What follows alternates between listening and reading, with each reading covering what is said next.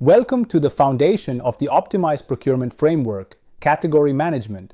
Before you can optimize procurement, you need to understand not just how much you're spending, but what you're actually buying and how you group these purchases. That's what category management is all about. So what is category management? It's a strategic approach to organizing your spend into logical groups called categories that share similar characteristics, supply markets, or business needs.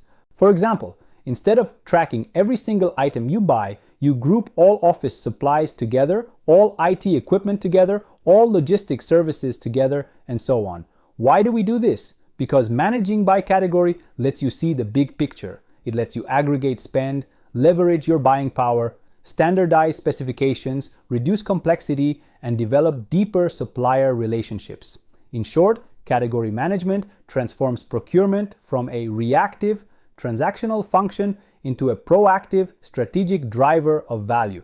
It's the foundation for everything else we'll do in this framework. If you get this right, you'll have clarity, you'll find opportunities for savings, and you'll reduce risk because you know exactly where your money goes and why. Let's take a closer look at how to build your own category structure and set yourself up for success.